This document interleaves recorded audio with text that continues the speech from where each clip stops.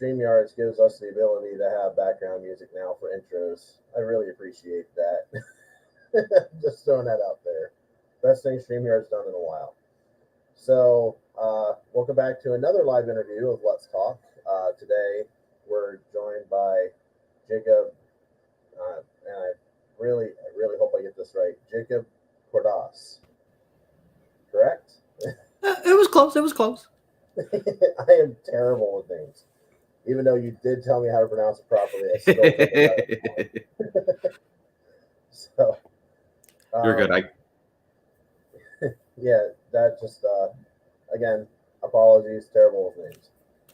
So, but before we get started, one thing I want to do real quick is for anybody that's not aware yet, granted it's been said about multiple times, but we have Poddex back as our sponsor. So just to throw the plug out there real quick, go to poddex.com, use code NERD22 for 10% off of your first purchase. It has to be physical media. It cannot be digital. And it's a one-time only use. It's a really easy way to support the channel while also getting some really cool merch from Poddex. I use interview decks occasionally. That's what I have right now. I believe they have hats and t-shirts now from the last time I saw as well. So check it out. Also, we have our Patreon back up and running, so become a member. Multiple tiers. I'm not going to get completely involved in on that because I want to get right into this interview here with Jacob. But go to Patreon, look up Hotel Nerd Network, and that's another easy way to support the channel. So, Jacob, welcome. Sorry that it took so long to get here. Happy to be here. Happy to be here. But life happens, I guess. Yeah. But so you told me through our conversations that you're a gaming master. Is that correct? Yeah. I'm a game master. I predominantly go through startplaying.games, and I run a bunch of different tabletop games. Okay. What was your first foray into being a gaming master? I started running games like about a decade ago or so. I was living in a house with like 7 people, and everybody played tabletop games. So I was obsessed and very, very artsy pretentious. So I was like, oh, I'm gonna do this. I'm gonna blow everyone's minds. So I tried to run the Doctor Who RPG, which is amazing. I love the game. But I was so bad at it that they made it about 45 minutes in and then went, we're not finishing this. Just truly demoralizing. They're just like, no, this has just been a shuffling between hallways. No, figure out how you're going to do this and then do it again. And I just kind of did, and I kept going from there. I've run a bunch of stuff since then, and I can actually run Doctor Who now, which is a nice growth. My only little foray that I got into, and I didn't do it for very long because about the time that I started doing anything was I did Dungeons and Dragons. Mm-hmm. And we got about 2 weeks in because we were doing like multi-level campaigns. Yeah. So each week would be a level, and we would do like what we call seasons. Mm-hmm. And every season would be like 2 months long. So it'd be like 8, if you did like TV shows, 8 episodes long. Mm-hmm. And we got 2 weeks in, and then everybody just kind of went, phew. That was like when I first started, is we never made it past 3 sessions. So we always did like 3 sessions, and someone else would just be like, oh, I've got an idea for a campaign. And then they would jump in and run Pathfinder, and then someone would jump in and run Dungeons and Dragons, and kind of bouncing around like that. I think I DM'd for like 5 or 6 years before I had a game make it longer than like 3 months. All right, it's actually kind of ironic too that I'm actually talking to you the week after I talked to the CEO of Game Apart. I don't know if you ever heard of that company. Yeah, I have heard of them. They're super that would be cool. an interesting company for you guys like to collab on, I think. Oh, for sure. Because he's got a lot of really good ideas that he's got in the pipeline. If you watched last week's interview, that he's got me on board. I'm very intrigued to see how that goes.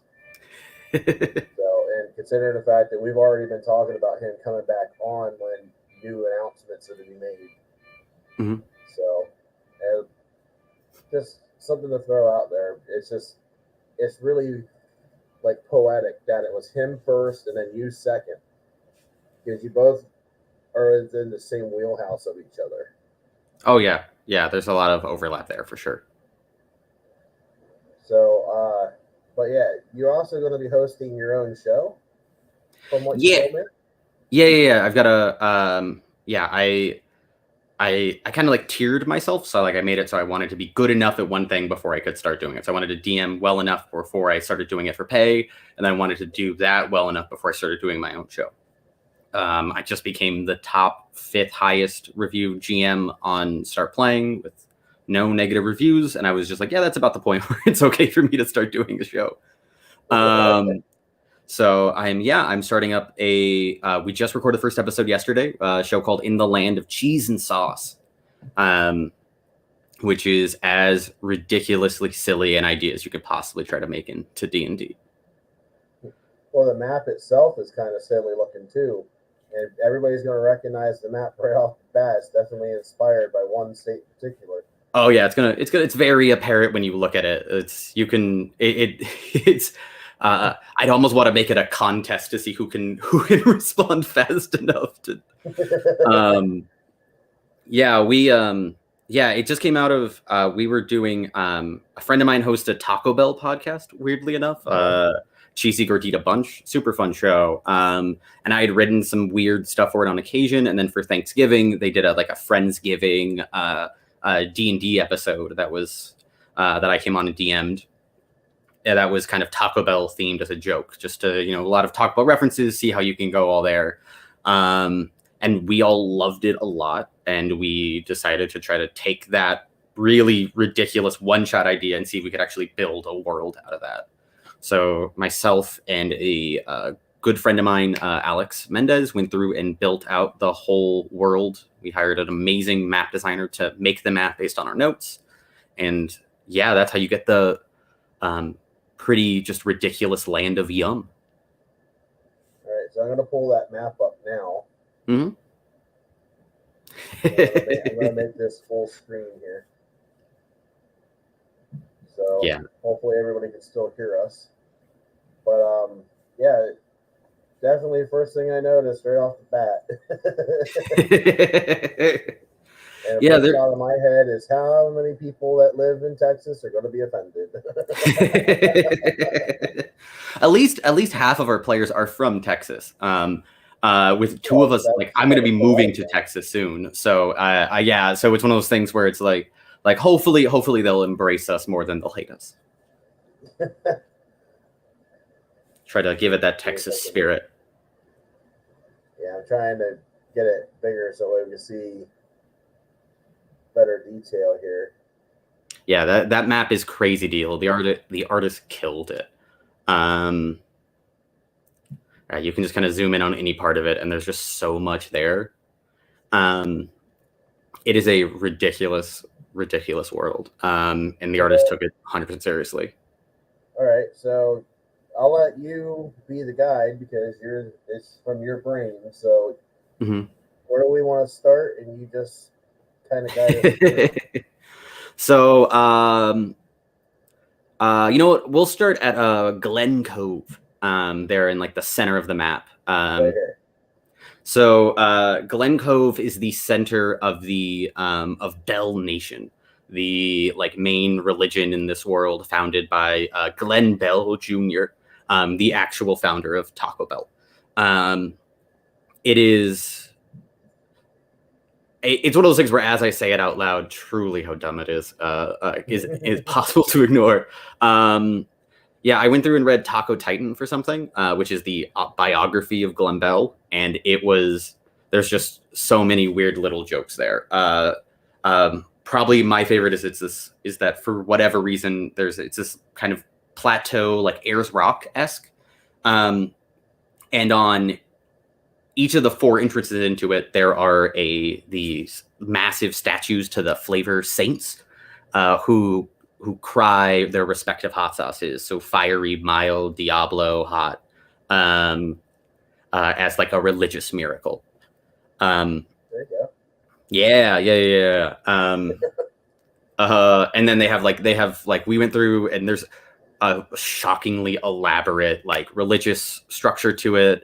Spent a lot of time reading on like the Catholic Church so I could emulate that structure for it. And then they send their ambassadors out to everywhere. I guess to the east of that, you have like Flavorton, which totally isn't inspired by any Guy Fieri memes, not at all. No relation. Which is like the main. Anything to do with the Super Bowl commercial this year. But they're like that's like capital of the Gustus Imperium, which is like the biggest nation above ground. So they have all of the eastern side. They're very as the geography is just very closely tied with the with Bell Nation. They've 2 of the 5 characters are from this country as they kind of explore out and kind of learn about the consequences and what kind of stuff they're all up to. All the towns there were just because I like lazy theming. All the towns there are kind of like food, like vaguely food themed. So that's why it's like Tang or Zing or Bite. Like are all the towns there. To try to give it that impossible to ignore food vibe. There you go. Yeah, it's I'm curious about Fishtopia up here. That one keeps catching my eye.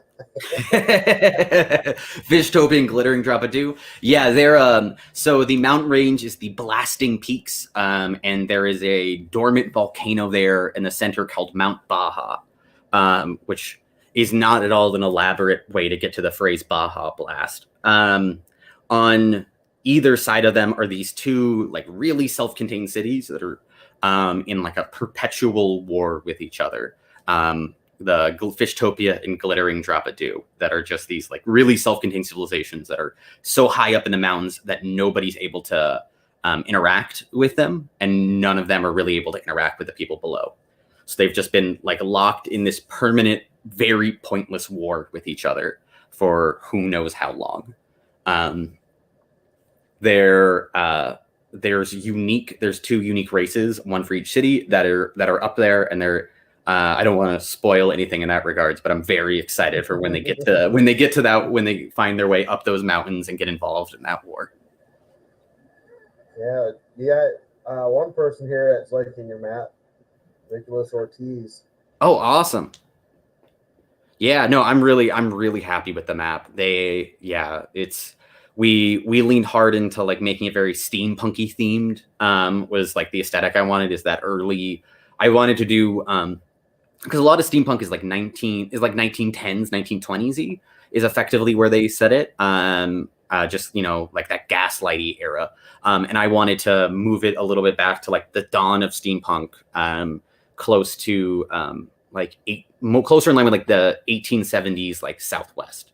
So kind of like Wild West, Wild Wild West, kind of in, which is such a terrible reference point, but was legitimately a major inspiration for it, is having that kind of like Weird West steampunk, like the if you look at the map, you can actually see they did an amazing job with this. You can see like the black track marks heading up from Flavorton, and some places they turn white. Yeah, I see it. So if they're black, that means that they're train tracks. If they're white, it means that's the route the train will go, but they haven't completed it as of the completion of this map. Oh. So you actually get to see where it's going, and you can see where they've already built their trains to and where they run to, all that kind of good stuff. Yeah, it looks like there's one that goes from Flavorton to Glen Cove. It goes up to it should go up from Flavorton to Glen Cove to Piper. Yeah. Yeah, it looks like they've almost another one that goes to the lake. Was that Lake? Lake Bullet. Yeah. And has almost made it to Zing. And I think the one to Tang Townships is almost completed as well. I think it's just like it's almost done. I think there's some white on the opposite side of the actual name tag. Yeah, there is. There's 2 dots. Mm-hmm. That's really interesting detail there. Oh yeah, they killed it in that regards. It's so, I really Like it immediately like gives you all of this information. It immediately tells you like everything you need to know without ever being like obtrusive about it. I was really worried when I sent it to them that they were going to put like full train tracks on the map that would just fill up so much space. And I love the way they figured out how to do it. Oh, excuse me. You want to know the vibe that I get off of when I look at this map? Yeah, what's the vibe? You ever watch Avatar: The Last Airbender? Mm-hmm. Yeah. Oh, I love that show. It kind of looks like that kind of map. Yeah. I wanted. Yeah. Right before they zoom in to show the Fire Nation. Yeah. Right before you do the push. Yeah. 100%. Yeah. It looks like that. Yeah, I will admit, Cora was for sure an inspiration in regards to that, as that does a really good job with like steampunk and high magic. Well, you can see that with that blimp. Mm-hmm. Yeah, I love the sky. Cora blimp. Oh yeah, they're so cool. I love the sky ships there. Like there was no way to show it on the map, but because I'm a huge fan of in like regular D&D or in like I guess Faerun D&D. I'm a big fan of the Underdark. If you're familiar with that, it's basically just the underground is so massive in Faerun that it is a full like world of its own. So I went through, and if we're dealing with Texas 1870s 1880s, that's the start of like oil. So I wanted to kind of incorporate that in. So there's actually these massive like steampunk ships riding the oil seas underneath all of this, covering a lot of like the western side. That's kind of where the game starts off, is in the Underdark, dealing with some of them actually being pirates on the oil seas. So, trying to see, you're talking about like right here at like T G and Carnival Walk.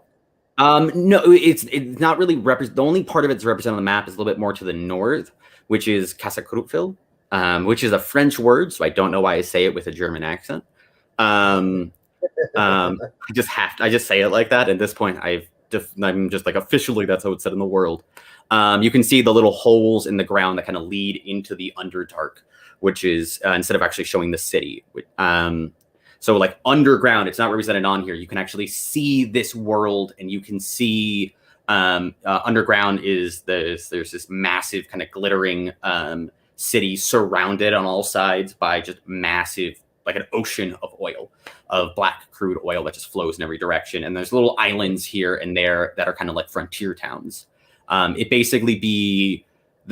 It would go as far, like basically all the way to the north of the continent, almost all the way to like where Berexam is, maybe a little bit further south, and then kind of eastern out at where right before you get to Glencove. So like the whole western side of the map is basically the underground is just filled with this massive oil sea. All right. Yeah, there's no good way to do levels like that on a map. So and of course my players immediately, when we were building our characters, picked the part of the world that isn't represented on the map. They were very good about that. The game was supposed to start in Flavapelago, all the way in the south, and then they picked their characters, and all the work I did there was thrown out the window, and we immediately rebuilt the entire beginning. Yeah, well, you have a map of the underground eventually. Yeah, we're definitely going to get one made. It wasn't a top priority right now. We just wanted to get like the whole world made so we could have that sensation there. And there's really, because it is like, one major city, but these swathes of oil kind of everywhere, it makes it so for the players, at least, it makes it feel a little bit wilder, a little bit more dangerous if they don't have a real map to go on, if they have to kind of abstract it out to a little bit, as they just kind of hope they're going in the right direction. There you go. Yeah, especially since like most sailing, even at this time would have been done predominantly with would have been done a lot by stars. Just removing the sky makes it way harder. So it makes it hopefully will make it a much more threatening time for the story. Great way to kind of start it off, and then once they've been down there a little bit, we'll have a full map we can give to the players as well as release publicly, as there's no way to really hide it from the players if we release it publicly. All right. Now, without trying to get into spoiler territory or anything, mm-hmm. Is there like a big boss that is like the end game for this, or is it just kind of at random? I don't, as a GM, I know that people talk a lot about like the big bad evil guy kind of thing. I don't normally build like a big bad evil guy. What I like to do is build like problems per region and then let them pick the order they want to deal with them in. And because it's all sort of intertwined to some degree, you can have a really the ending boss. I can just scale up to match wherever they're at instead of trying to make a final boss and force them to like go in the arc to get there. And my players are truly crazy. I've never had players start a riot as quickly as they did. Where like by a riot?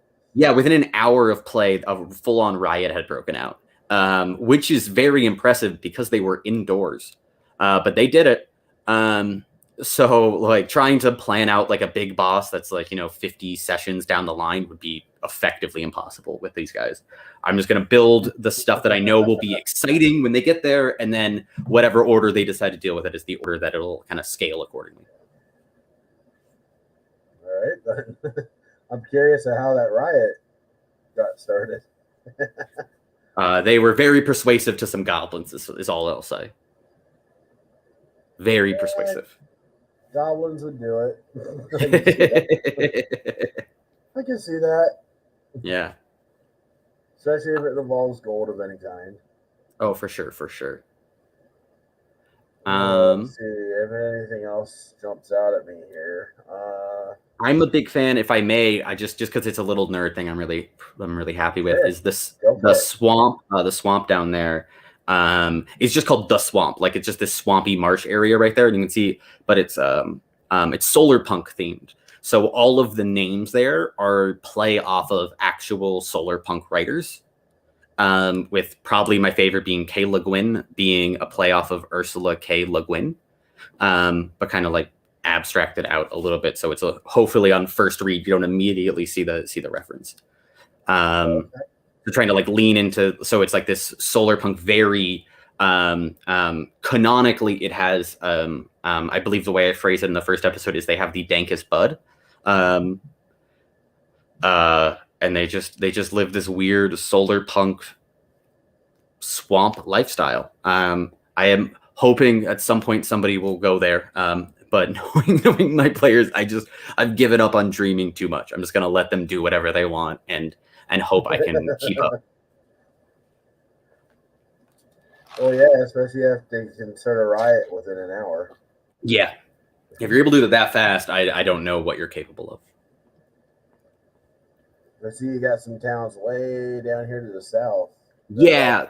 So that's the Flavapelago, is that series of islands right there. And the Flavapelago has is basically for the last 100-ish years been, I think it might be actually a little longer, have been undergoing colonization efforts by the Gustus Imperium. So you can see they're like the only names on the map are their names that they've applied to them. So like New Flavorton, and on the probably the single most unsubtle name on the whole map, Civilized City. As one of their like colonized cities that they've got down here. A lot of the other islands they haven't been able to get to yet. The boats there are kind of to show a naval blockade as they blocked off Flavapelago for much interaction with the rest of the land of Yum. Now, did the mainland do that blockade, or did they do that blockade? Gustus Imperium did it. Those are Gustus Imperium ships down there that have blocked it off to try to, like, resource-wise, kind of stop the native population from being able to, like, get resources to help them fight and to protect their homelands and that kind of stuff. Gotcha. Mm-hmm. All right. Let's see here. Lake. What is that? Lake Niagara? Lake Nastra. Yeah. There's a. I like puns. If you cannot tell already, I like puns. And for this world, I can't use, your normal D&D gods. So I was like, I have to build my own pantheon. And that was not the kind of thing I'm good at doing, or not that I'm not good at doing. It's that it's not the kind of thing that gets me all that excited. So I was like struggling with it, and I was just like, well, you need a god of like the hearth, you need a god of like nature, and I was trying to come up with what to do with it, and I don't know exactly why, but I decided to mix that with the god of like seers, the god of seeing the future. And I made they are the god Nastradamus, the horse seer god, which is just truly stupid. When you worship them, I'm going to require the players to say Nastradamus, because that's going to make me laugh every time. So that's kind of a lake. That lake is specifically kind of ties into that deity and those who worship them. All right, that's that Nostradamus one. That would get me every time too. I honestly wouldn't be able to do it. Half of DMing is just getting your players to do things that make you laugh very hard, and making it seem like it's very important to the world. All right. Is there any other places on the map that you wanted to touch on at all? Sure. I mean, since we touched on almost everything else, I'll hit on Tylogy, Cevete, Bad Exam are all kind of in the Salt Dunes, are like the most recent parts of the world, added in the last 50-ish years, effectively, as Flavorton effectively kicked out the entirety of the gnomish population of their nation. Full on just marched them out of the city after they refused to participate in some military. After a large enough portion, refused to participate in the military activity. So these are the recent towns that they've set up a little bit further outside on the territory that they've been. I mean, really no better word for it, that they've been allotted around Carnival Lock, this very like party area. We've got at least one gnomish player in the game, so I'm very excited for kind of those 3 cities to tie in and to get involved and all that kind of good stuff. Yeah, see, when I played D&D, I always like being like a ranger type. Mm-hmm. That or be a healer, one or the other. Oh yeah, I don't get to play as like a player really ever.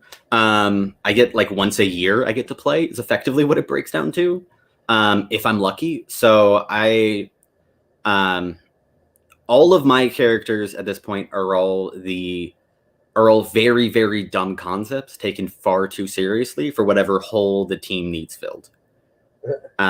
So like I will be the thing that you need, but I will just be the goofiest, silliest version of it possible. You'll be the NPC that everybody wants to kill, but nobody can. yeah, either that or I'll dip out fast enough where they'll just be like, I miss that guy. They didn't learn to hate him yet. I had a character I just got to play the other day for the first time in like a year. A friend of mine, they actually are in the game. They let me play Monster of the Week, if you've heard of that game. It's amazing. It's a Powered by the Apocalypse game. Highly recommend. And I played I played a detective who was who only got clues through raw kindness. So like I was just like a very just genial, sweet person, and that's all I did the whole time. It's just like, oh yeah, I understand the problems you're having, but if you could please just tell me what's going on, I'd be greatly appreciative. Just that for like 3 hours. Basically, prequel Obi-Wan Kenobi. yeah, prequel Obi-Wan Kenobi is exactly what it was. Just with a really bad Southern accent. Yes. Yeah, that's exactly the way how you just worded what you had said there. Is like that's exactly the first thing that comes to mind. Obi-Wan Kenobi and the prequels. I was just waiting for you to go, hello there. I really missed an opportunity. I think the name perfectly summarizes the kind of stupid I do. Where his name was Detective Oliver Twizzler, DDS. And yeah, like there's just so many weird things implied by that as soon as you hear it, you have too many questions, and I will not answer them. I love it. I love characters like that. Yeah, there was in our group we had one character called Wee Man the Mighty, Okay, and love it. so far extreme. And you would think one of two things is going to happen here. He's either called Wee Man the Mighty, and he's going to be really jacked and really tall, Mhm. or he's going to be exactly what the name implies. He's going to be really, really small and very, very strong. Well, we had the very, very small part covered, and he was the weakest goddamn character on the face of the planet. He's like, he had all these hold my beer moments, and the next thing you know, he's just getting drop kicked like a freaking football. So funny. I love that so much. I once had a character years and years ago. I had this character I played for that I would just bring back because I love playing them so much. Where I knew I wanted them to be hated by the group, but to be too useful. And I was like, well, if they got to be hated, their name has to be as uncomfortable a word as I can possibly make it. So I made their name Squamos. So it was just Squamos the Hated, and seeing like a bunch of adults just angrily, what's Squamos doing is just delightful. Like it made every session worthwhile. It was just the annoyed, yeah, Squamos, I guess you can go over there. It's fun. Yeah, I'm trying to think of characters if we had anybody like that. I mean, Wee Man the Mighty was annoying, but it was like a good kind of annoying. Mhm.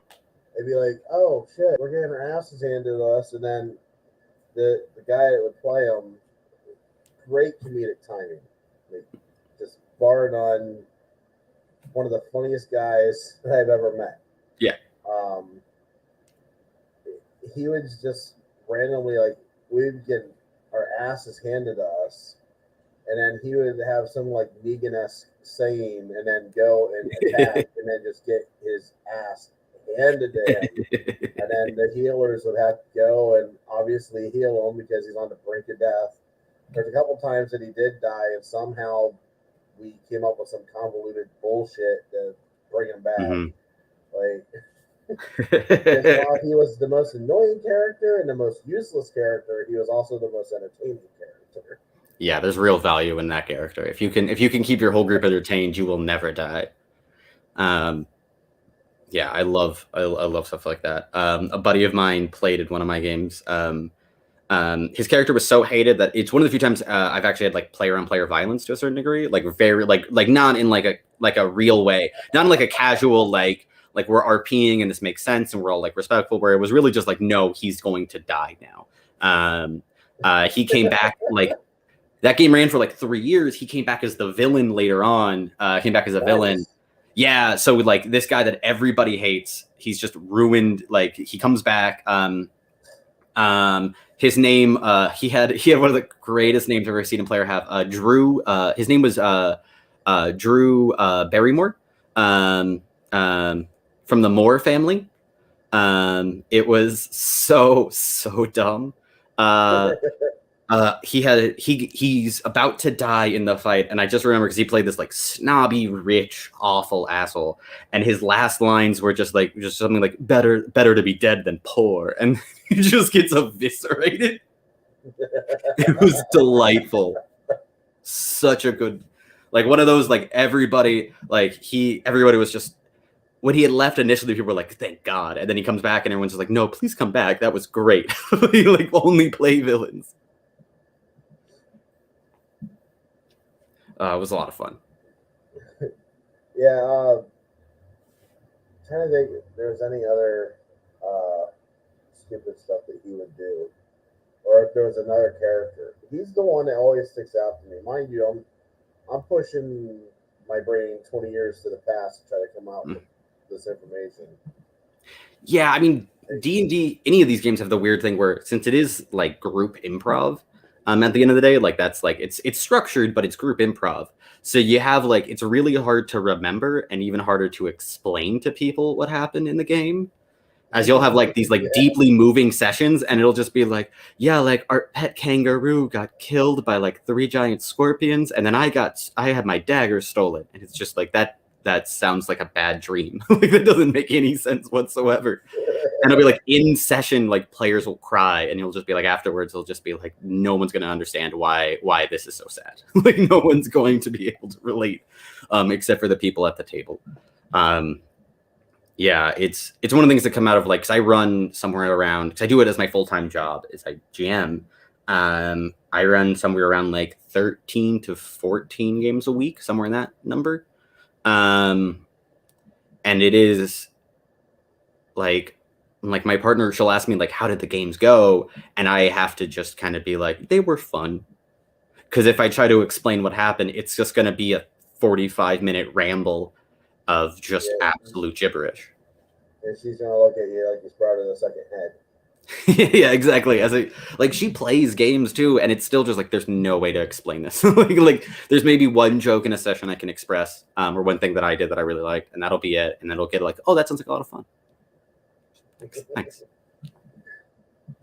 Well, it's nice that she's at least aware of the world, like where she's like, oh yeah, okay, I can understand why you can't explain this. Yeah. She's actually playing. She plays in the show, and she's awesome in it. Playing like I built everybody homebrew subclasses, right? So like everybody is playing a unique subclass for the world. We've released some of them online, not all of them. And she's a wizard who has the arcane tradition of employees handbook. So the idea being that she's like a Taco Bell trained wizard. So she makes like she can make food. She can cast her spells into food, and then when people eat the food, the magic goes off. Nice. Yeah, I thought it sounded like a lot of fun, and it's like I try to do that with all of them. I made a barbarian that I'm sad nobody picked, whose whole thing is just they're a Karen, effectively. Like they're just like their whole thing is like their barbarian path of the incorrect order. Because when we were doing it, there was like an issue with like Taco Bell's just screwing up orders. It was kind of like getting social media traction. We're like, that's a funny idea for a thing, and it made it into like you are just really good at yelling at people, so they can't do their jobs right. That is what you are good at as a barbarian. I'm disappointed it never made it further. I'm hoping somebody dies so we get to force that character into the game. There you go. Fingers crossed on all that. Now, if somebody dies, is there going to be a way to bring anybody back, or is that once you're dead, you're dead? Like, death has consequences. I mean, death has consequences. I think, like, the team doesn't have a cleric, so your normal, like, easy ways of bringing people back just isn't there. Like, you don't have anybody who can do the spells that'll normally just, like, if you die, you get brought back in a certain amount of time. Theoretically, you could be brought back if you, if somebody goes on a quest to bring somebody back and they make it the adventure now is we're going to try to bring you back. Like, I am not going to say no to that. Like, just as a GM, it feels like if someone's going to dedicate multiple, like a month or two of their life to trying to bring one person back, fuck it. Yeah, you get to bring them back. Like, absolutely. I am not going to tell you no. It's going to be hard, but you can do it. If you're willing to work at it for that long, yeah. But it won't be like an easy, you can't just pick them up, bring them into town, drop 1,000 gold, and they're back up.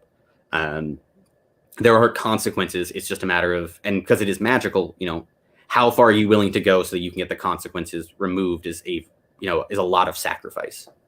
Like Gandalf coming back is always one of the best moments in all of Lord of the Rings, but it required a whole lot on his part for that to happen. Like, that's not, like they sacrifice. Well, there's a whole book before basically an entire 500 pages before that dude comes back in like a 1,500 page book, a 1,500 page series. Like that's the scale in my mind of what you have to do if you want to bring somebody back. Well, yeah, it's not going to be like, oh, gather the Dragon Balls. Oh, you're back. Yeah, exactly. You do have to put in a lot of effort and work into it. And then when you have people like put in that effort and work, it's so much more satisfying too for the player when they come back after having dedicated this much time to it, after having that much sacrifice, and like that's what they've been thinking about, and how and the doubts of maybe we should stop because there's other things going on and we're prioritizing this, like all of that. Like the world doesn't stop just because you're doing this. So being able to have that kind of tension there, and then once it's finally done, like it makes for a really satisfying gameplay experience. I like the fact that there's consequence to death, and the fact that the world isn't going to stop on a dime because you just decided to subvert your expectations. Because like, if you have a giant, I don't know, what would be the Taco Bell equivalent to an asteroid coming towards the planet? Mm-hmm. Like, yeah, you have something like that coming towards the planet, and you're like, oh, how long is that going to be here? It's going to be about 45 days. How long does it take to complete the quest of bringing so and so back? It's going to be about 43 days. So that gives you 2 days to save the world. Yeah, exactly. And that makes it and if they choose that route and like they can do it, then the 2 days are the most stressful, terrifying games of the game. And like being able to like or if they choose not to, they know they made the choice, and like that makes everything feel much more responsive. Like, and that's what I think people really like out of games like this, is that ability to have your choices actively matter. Being able to immediately have like, no, you actively did this. The world responds like this. Now there are these consequences, and those consequences have consequences, and just keeps like spider webbing out until eventually the world's a completely different place because of, the choices that you've continually chosen to make. See, that's why I like Fable on the Xbox. Oh, great game. I love Fable. Because it's exactly like that. Like, oh, you're the hero, but you could go bad. Like, yeah, that's what I like about Mass Effect too. Like that was like those games are like instrumental for me as like a teenager. Like I played those a bunch, and they really cemented the idea of like you should give your players as much agency as you can. And I've done like improv a lot. I've taken some class for like Sing City and stuff like that. So being able to just kind of let loose and just trust that I can make whatever's happening make sense in a world and have consequences, and make it so they know that they're going to have consequences without having to like step on anyone's toes or say like, you can't do that or my game breaks. Yeah, Nicholas Ortiz just also wanted to say same with Red Dead 2. What we were just talking about. Oh yeah. I mean, I've only played, God, it's always weird because I've played so many tabletop games, but I'm not the biggest video game nerd. I've played, what is it, Red Dead Gun or whatever it's called, Red Dead Revolver. I played that one. That's the only Red Dead game I've played. The only one I know is Red Dead Redemption. I played like the first one that came out on like I think it was on like GameCube and PlayStation 1 and all those kind of systems. Like that's the only one I've played. I've heard good things about them. It's just, honestly, now that I spend all day doing tabletop gaming, the idea of dedicating more time to like a world like that sounds so exhausting. I'm just like, just give me a book. Give me a book that's like 400 pages that I can get through in like 2 days. I want media that ends now. Like I don't want like 400-hour magnum opuses anymore. He just put up here also, he goes, your honor is determined by your action, and if you have low honor, then you will have a brutal death. Oh, that's super cool. Yeah, I really like that. Yeah, that's dope. I like that a lot. Yeah, I mean, I'm gonna have to. That's super cool. I wish I had more to say about it, but I've never played the game. I've never played it either, so I mean, that definitely makes me want to play it though. Yeah, I think this has just turned into Nick. I think the interview is just gonna be 15 minutes now of Nick pitching us on Red Dead Redemption 2. Yeah, it's just been like, yeah, that sounds really cool. It does sound like a good game. You're right, man. I'm trying to think if there's any other games. You said Mass Effect. Fable obviously is the first one that came to my head. I played a little bit of the Fallout games. I played like Fallout 3 and New Vegas a little bit. Those do that really nice. Played any of them.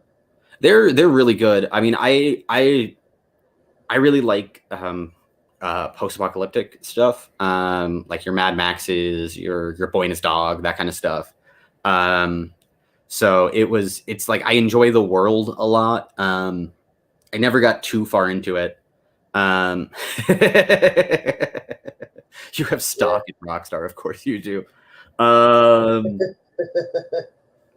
but yeah, I'm trying to like it. It was really one of those things where it was tabletops that really got me into the idea of like consequences while gaming. When being able to be like responsive to that. And I once had a because like I used to be much more structured or like I know a lot of people who will put crazy amounts of prep into their games where they'll like plan everything out in super minute detail and make sure they know like these are the 7 people in this town and they do these jobs and these are the name of the businesses and like these are the stock they have in stores and all this kind of stuff. And I used to do that, and then I had a game I was running called Means and Masterminds, which is a wonderful superhero RPG. Highly recommend everybody.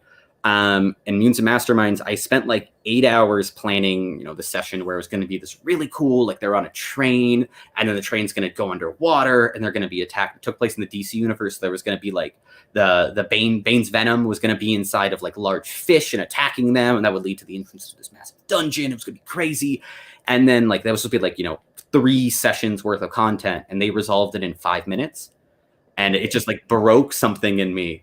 There's a power in that game called Pocket Dimension, and the guy just went up, clicked it, and said, "I use Pocket Dimension," and my requirement was to go, "Yeah, you do." And I got so upset and so broken. I'm like, I guess the devil shows up now. And that was like, and like it just broke me. And so I started like removing prep and removing a lot of those elements of like knowing what's next until eventually now like with this because I built the world, I planned it all out pretty thoroughly in that regards. But the exact NPCs they're going to meet or exactly where they're going or their exact opponents or anything like that, I don't know. Like that is choices that they make that I am responding to in the moment, which makes it so their choices have way more consequence because it isn't like you only have these 8 people and these interactions, whatever it is. Now the whole world is whoever you go up to could be important, and I'm just going to give them a name now, and they are going to have character traits immediately responsive that are dramatic for the situation. And it gives a lot more. Makes it more real that way too. Yeah, it gives a lot more. It gives a lot more freedom there. The only real negative is that you have to have like a bunch of names on like a list ready to go, because otherwise they're all going to be named the same thing. And there's nobody really wants to do with like 17 characters all named Chrysanthemum, which is a thing that happened when I first started doing this. Is it just kept coming out to like, yeah, their name's Chrysanthemum. God damn it! And I just kept accidentally screwing up like that. Now it's like I've gotten used to naming structures and I have apps and stuff that help with it. But that's like it really does make a big difference in regards to the influence and impact you can feel on the world. Now you said that you do this as your full-time job. Mm-hmm. Yeah. I didn't realize that doing this was like job, like able. I guess is the term that I'm looking for. Yeah, no, it's crazy. It honestly feels like it shouldn't be. It was, I was between jobs and I just started kind of doing this while I was looking for something else. And I do like short-term gig work for the most part. So like it was like, oh, I did this and then I got a gig there and then I came back to it and like it just started picking up like crazy for whatever reason. It was partially probably pandemic, partially just renewed interest in the games and all that kind of stuff. And what was accidentally just like a side hustle to get me through in between major jobs just kind of turned into like a full-time thing.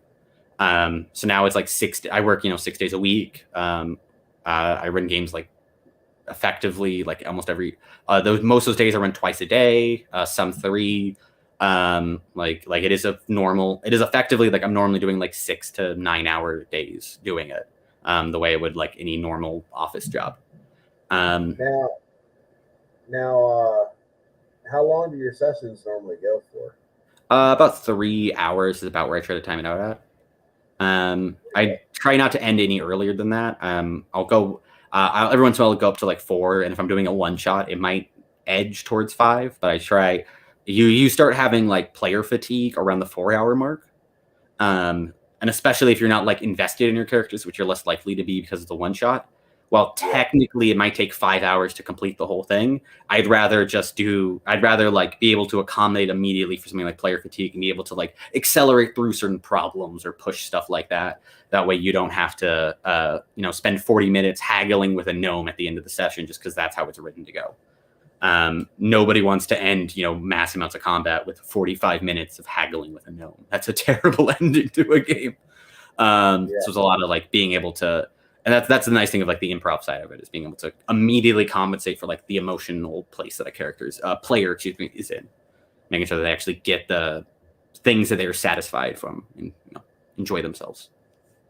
Yeah. Now, did I hear you right? You said that you have some training from Second City.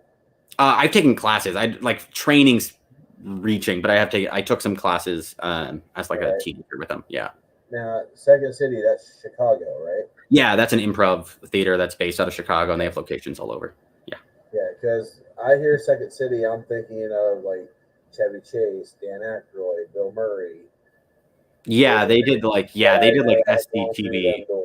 Yeah. Those are like the gold tier founding members. No, I mean I did like 2 classes in a summer, and it just like I kept doing improv from there.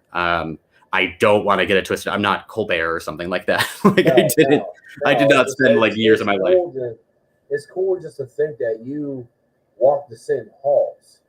Yeah, it is crazy being in there, especially like because when I was doing it, it was like the height of, because I still am, but I was way bigger at the time, a huge Stephen Colbert fan, as it was like right at like peak golden era of the Colbert Report, which is one of my favorite shows ever. And being in like a room that that he bombed in is kind of weirdly comforting. Is like as you're like doing horribly because you don't know what you're doing, and then like knowing that like these titans that you look up to that are just killing it every night, like they failed as bad as you did, is kind of like there's a comfort to it that makes it easier to fail in a weird way. Yeah, see, everybody puts it on the pressure of like, oh, I have to be successful to the point that I got to be like this guy. Like if I were to do a comparison to myself to someone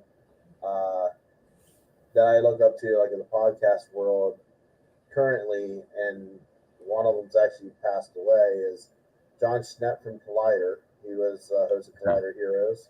Oh yeah. He I always wanted to meet that guy, and unfortunately, I never will. But I would have loved just to have picked his brain.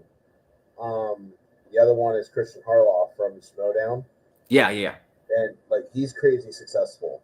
But the thing of it is they all started like this. They all started probably in their room with a little get up like what I got right now, and they got to where they were and where they are. So. Oh yeah, it's like listening. I don't know if you ever tried to listen to like the first few episodes of Critical Role, but it's just like 8 people in a house. Like the audio, like Critical Role is amazing now, but like when it's starting out, it's some of the like it's truly like no insult to them, it's bad. Like they haven't figured out how to do audio yet for it. They haven't figured out how to make the lighting or visuals dynamic at all. So it's hard to watch and really hard to listen to. And it's kind of amazing. You'll see where something like that's now like the highest paid people on Twitch is these people who started out making like something bad, but they kept doing it, and now it is maybe one of the best shows that of its kind.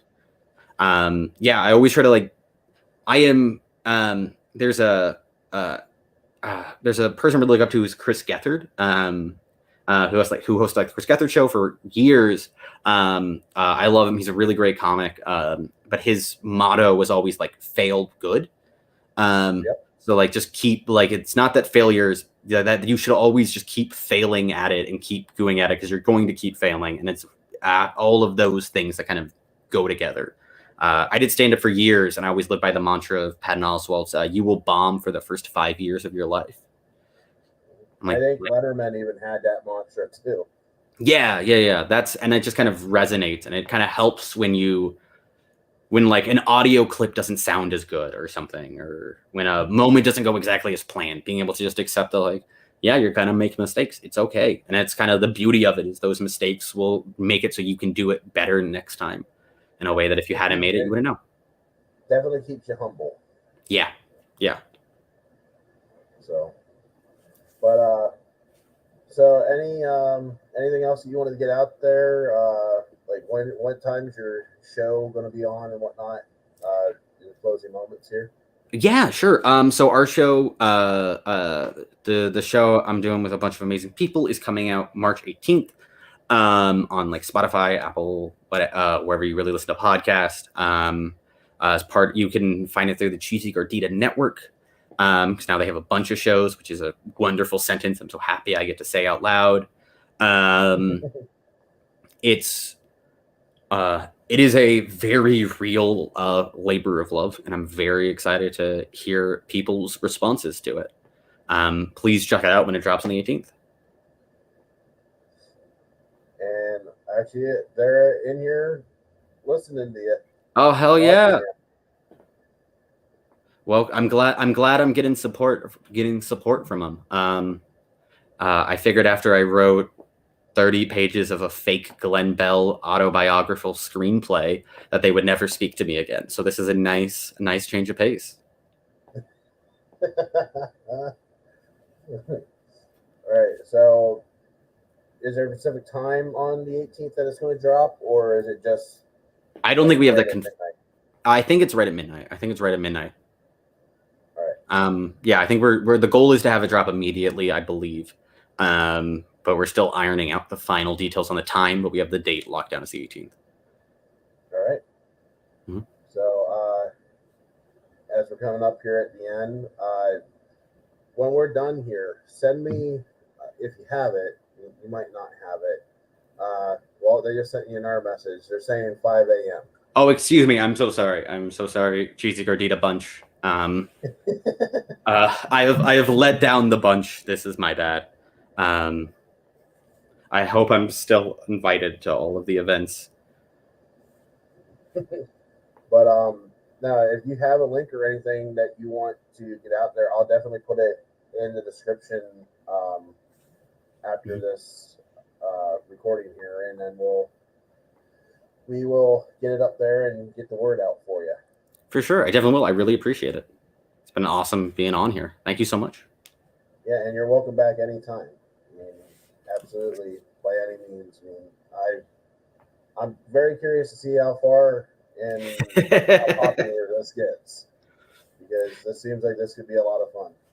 So maybe even one of these days I might hit you up and just make like a cameo appearance if you guys are up for it or whatever. I don't know how you guys have it laid out to do things, but oh, hell yeah, we can definitely try to figure something like that out. It would be I really want to have like cameo characters and have like stuff like that for sure. That it makes it so much fun. You know, I can play a bad guy if you want me to. I'll play a total jackass. Those are the most fun to play when you don't have to be responsible to the other players. It's just like, oh, like you just get it come in. Well, yeah, because it's your personality, and you can like amp it to 100. Mm-hmm. So yeah, you get to really lean in. It's great. Oh yeah, and that's how I used to do it when I played D&D with my friends. I would pick a random character and I'd make him exactly like I was, but then as the game went on, there'd be a whole different side to him that would come out. I had a friend of mine who actually used it as like a sort of almost like therapy to a certain degree, where they took like a thing that they like wanted to work on about themselves, where like they wanted to be more like comfortable talking to people, or they wanted to be more whatever, and then that would be the way they would play their characters. They'd make it so the character has to be social, so they have to talk to people, and they got like a kind of a safe place to explore that. Too. It seems to actually be a common thing actually, and yeah, if it works. Yeah, it worked for him. I mean, if it worked for your friends, I hope it did. It's super cool, all the different ways people can play the game. All right. Well, not going to keep you here any longer, as we just hit the 1 hour mark. I'm sure you probably got some more work to do to get this going. Being you're only a few days out from it all coming out, so Yeah.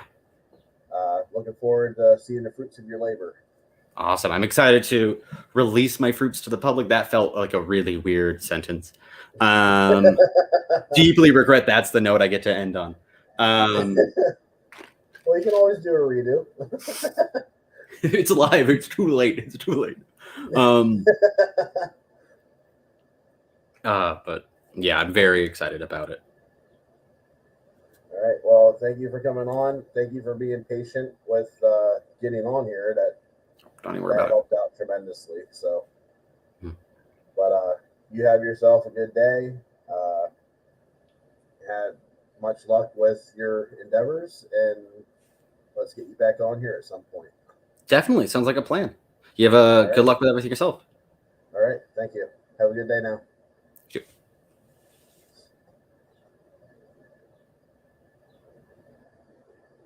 All right. So that was Jacob Cordas. God, I cannot pronounce that name. I really apologize. No, you're good. It's Cordas. It's Cordas. Cordas. Okay. Mhm. All right. So that's Jacob Cordas. And yeah, definitely check out the game. I mean, this map's amazing. I've not seen a map for anything. Even playing D&D, I've never seen a map like this. So that the people that did that work for him, it's spot on. That's very, very pleasing to the eye. So,